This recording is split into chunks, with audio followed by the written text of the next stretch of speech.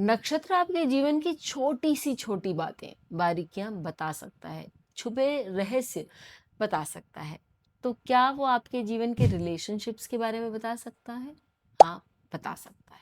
जब हम एक रिलेशनशिप में होते हैं, हम चाहते हैं कि हमारा रिलेशनशिप बहुत अच्छा जाए, लेकिन कभी कभी उसमें प्रॉब्लम्स आ जाते हैं। जैसे कि आपके स्पाउस का एक कोई फ्लर्टियस नेचर हो, या ये भी हो सकता है कि आउट ऑफ रिलेशनशिप किसी का संबंध हो सकता है।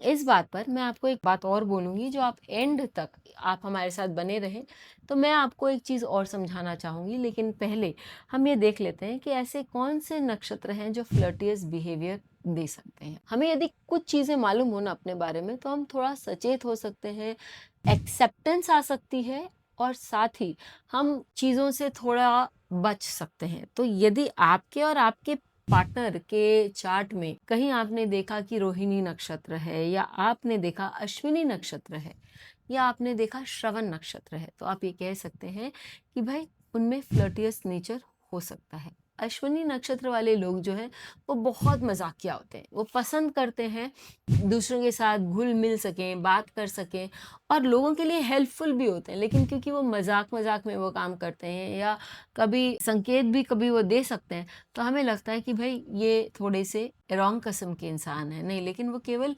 फ्लर्टी बिहेवियर जो है आप देखते हैं। रोहिणी नक्षत्र में भी आप देखेंगे कि वहाँ पर एक से अधिक जो है लव इंटरेस्ट्स हो सकते हैं, या फ्लर्टेशन जो है हो सकता है। और श्रवण नक्षत्र जो एक नक्षत्र है, जहाँ पर आप देखेंगे कि पोस्ट मैरिज तो कुछ नहीं होता है, लेकिन generally pre marriage the person can have many relationships.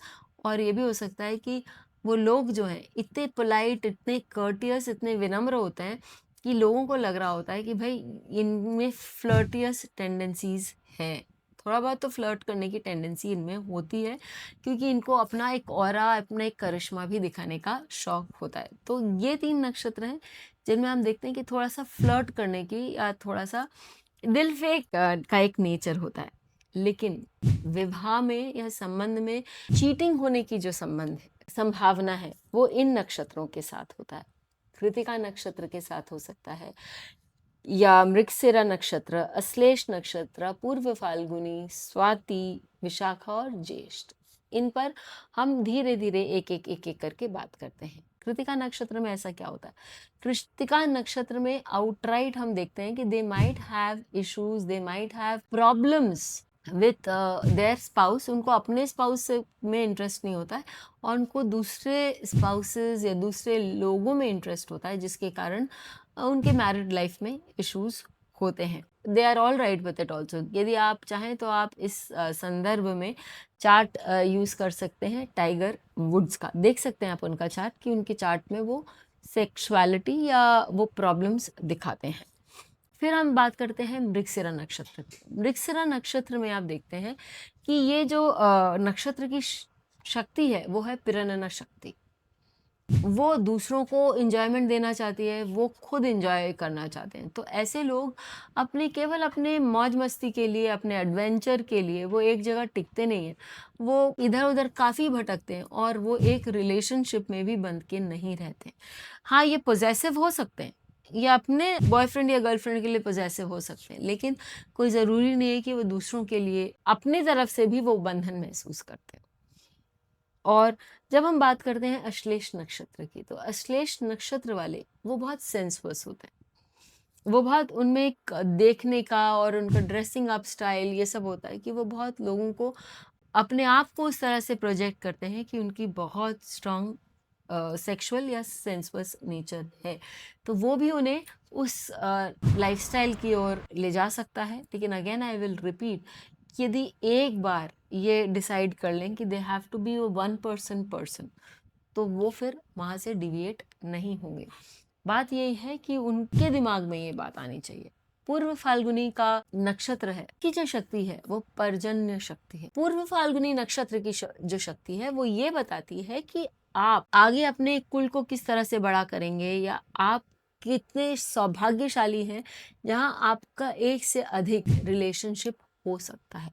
देखिए, जब पास्ट की हम बात करते हैं तो पास्ट में ये एक बात अलाउड थी, पास्ट में लोगों के मोर देन वन रिलेशनशिप्स होते थे, चाहे वो लेडीज़ हों या चाहे वो मेन हों। लेकिन आज के टाइम में this is not a possibility. लेकिन वो टेंडेंसीज़ तो आपको व्यक्ति में दिखाई देंगी, चाहे फिर वो संजय दत्त ही क्यों ना हो जिनका वीनस इस नक्षत्र में है, और हम जानते हैं कि वो उनके कितने सारे रिलेशनशिप्स रहे। तो it gives a person very strong ability कि भाई आप मैरिज के बाहर भी रिलेशनशिप रख सकते हैं, या आपके मोर देन वन पार्टनर्स हो सकते हैं। कमिटमेंट वाइज ये लोग हो सकता है कि वहाँ पर थोड़ा-सा फॉल बैक करें।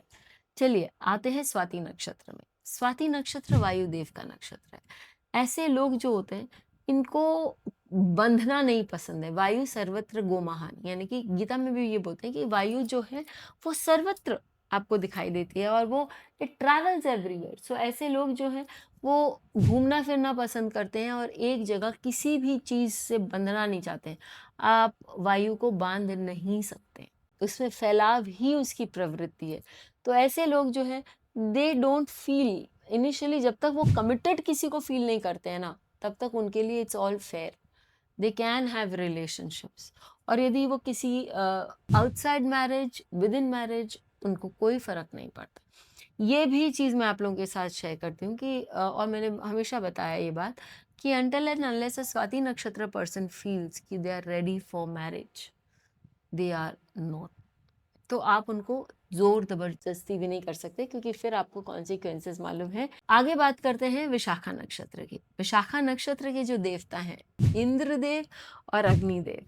यदि आप इनकी रूपरेखा देखेंगे तो आप देखेंगे कि दे आर वेरी विराइल, यानी कि उनमें वीर्य की कोई कमी नहीं है, और ये अपने उस स्वभाव से बहुत सारे लोगों को आकर्षित कर सकते हैं। लोग उनके प्रति अपने आप उनके वीर्य के कारण, उनके करेजियस नेचर के कारण, उनका पराक्रम देख के अपने आप उनके प्रति आकर्षित होते हैं लोग, उन क्योंकि इन लोग बहुत एम्बिशियस होते हैं और अपना लाइफ पाथ बहुत अच्छे से चॉक आउट कर लेते हैं। तो इसलिए भी इनके धन के कारण, इनके पोजीशन के कारण ये बहुत लोगों को इनवाइट भी कर लेते हैं अपने लाइफ में, और again they can have relationships out of marriage. Finally हम देखते हैं ज्येष्ठ नक्षत्र वालों को। तो इंद्रदेव का नक्षत्र है और ये तो सुर और सुरा का ही नक्षत्र है। ऐसे लोग जो होते हैं ये वाइन एंड विमेन की तरफ बहुत स्ट्रांगली अट्रैक्टेड होते हैं। वहाँ पर आप ये भी देखेंगे कि इनकी जो वाइफ होती है वो भी बहुत गुणवान होती हैं या बहुत सुंदर भी हो सकती हैं, लेकिन इनको दूसरों का भी अट्रैक्शन रहता है। अब मैंने जो बोला था कि मैं लास्ट में आपको एक बात बोलना चाहती हूँ, यहाँ मैं एक डिस्क्लेमर देना चाहती हूँ कि हमने ये नक्षत्र देखी, हमें मालूम है कि प्रवृत्ति है, लेकिन सपोजिंग यदि हमारा वहाँ पंचम भाव बैठा हुआ है, तो ये हो सकता है कि हमारे बच्चे की वो प्रवृत्ति हो जाए, या जब तक कि हमारा 7th हाउस से, 7th लॉर्ड से, हमारे 10th हाउस से D9 में, या डिविजनल चार्ट्स हमने नहीं देखे हैं प्रॉपर्ली, तो हमने ये सारी चीज़ों को यदि हमने अपने दिमाग में उतार लिया है, तो मैं आपको बोल रही हूँ कि हो सकता है कि इससे आप अपने ही लाइफ में अपना ही अमंगल कर बैठे। इट्स इम्पॉर्टेंट कि आप पूरे होल चार्ट को और डिविजनल चार्ट्स को भी देखें, ताकि आपको एक सही सटीक आंसर मिले और आप आगे सही काम कर। फिर मिलेंगे, तब तक के लिए धन्यवाद। बेल आइकन को दबाएं ताकि आपको वीडियोस की अपडेट मिलती रहे। हमारे वीडियोस को लाइक करें, शेयर करें, उन पर कमेंट करें और हमारे चैनल को सब्सक्राइब करना न भूलें।